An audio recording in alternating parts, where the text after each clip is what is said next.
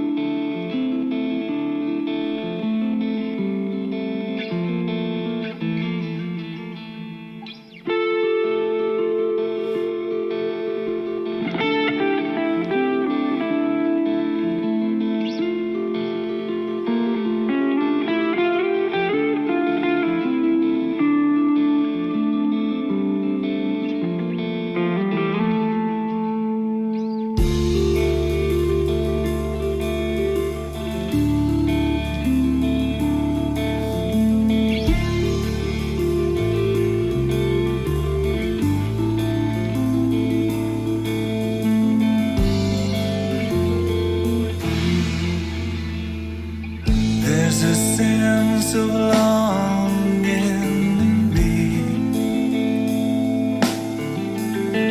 as I read Rosemary's letter.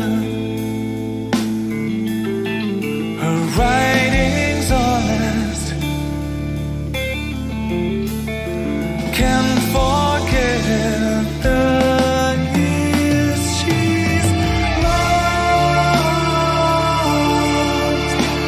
in isolation. She talks about her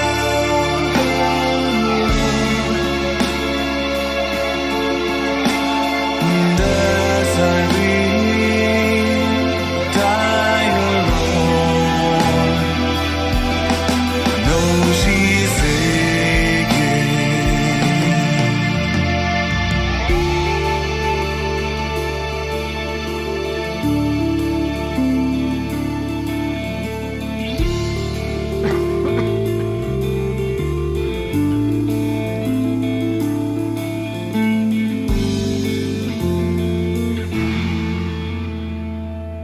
There's a certain detail seen here.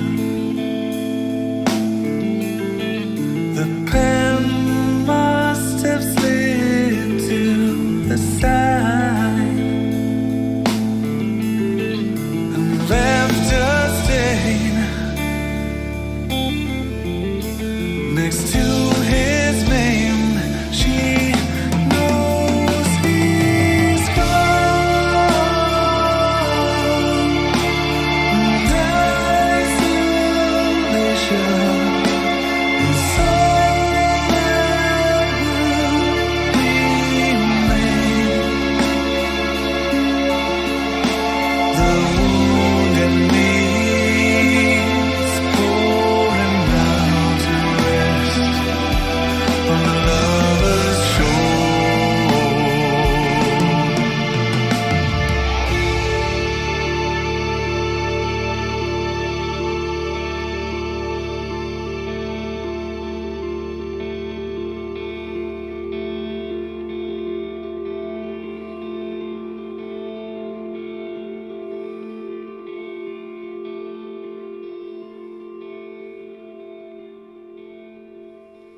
Yeah.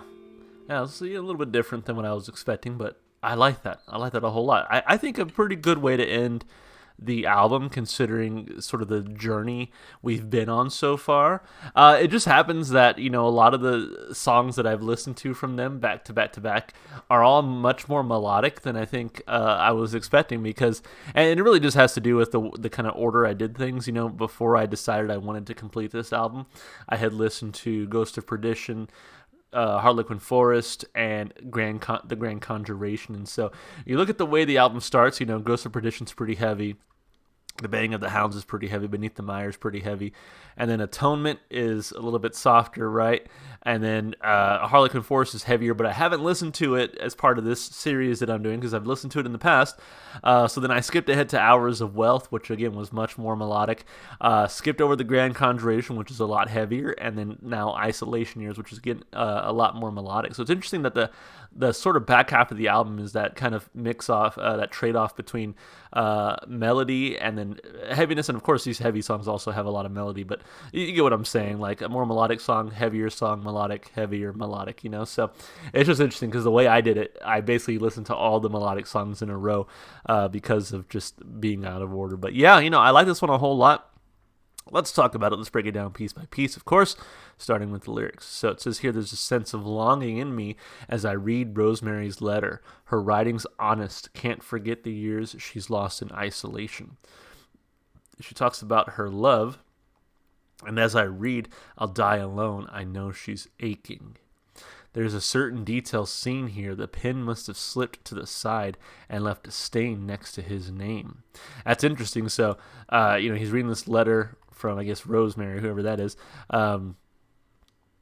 And it's interesting. There's a certain detail seen here. The pen must have slipped to the side and left a stain next to his name. So maybe when she writes out his name, there's still that bitterness there.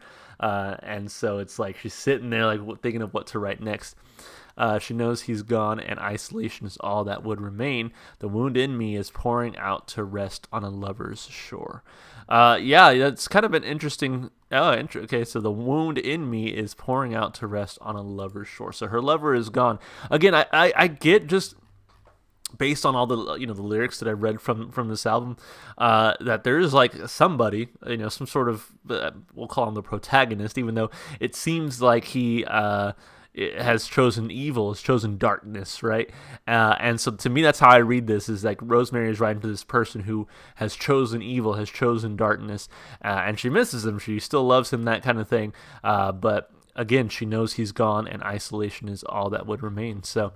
Interesting writing here. I really cannot wait to sit down and now that I've listened to each track individually, I really can't wait to sit down and listen to the entire album from front to back, and look at all the lyrics and everything and see how they connect.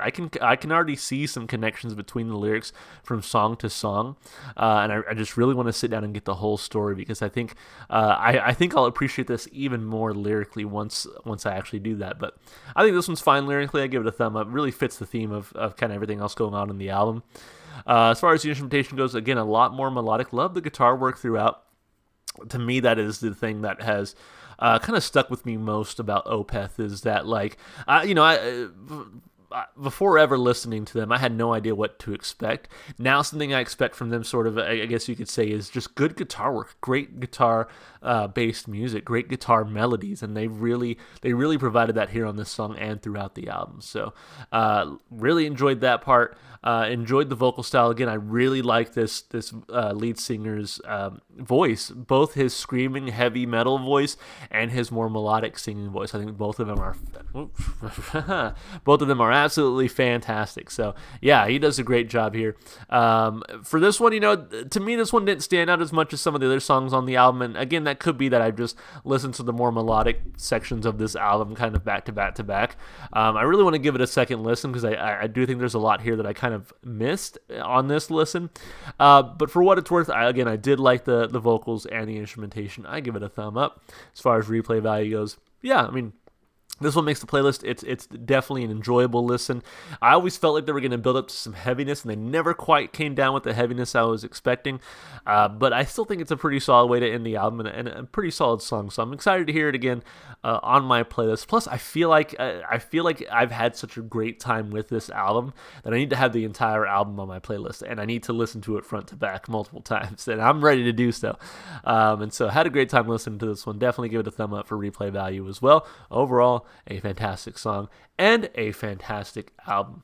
All right, guys, that's it for the album. I'm going to come back to you hopefully soon with a full album review. I'm kind of sitting on a couple of other album reviews at the moment between Arctic Monkeys, Queens of the Stone Age, and now Opeth. I've finished 3 albums, and I haven't really given myself any time in between those to actually record like a review of them. So the album reviews are coming soon, hopefully. Maybe I can record some today. We'll see. But yes, thank you so much if you stuck with it all the way from start to finish with this album. I had a great time listening to it. What I'll most likely do is take all these songs and put them into a playlist. That way, if you want to watch all my reactions from start to finish, you can really piece it together. So yeah, had a great time listening to this one. Again, thank you so much for everyone who stuck by for the whole process. As always, if you enjoyed the music as much as I did, of course, go support the artists. Go listen to their music wherever you can. And of course, if you want to support me, just all the normal stuff you do on YouTube, like and subscribe and comment. All right, guys, that's going to be it. I hope you enjoyed the video, and I hope to see you in the next one. Bye for now.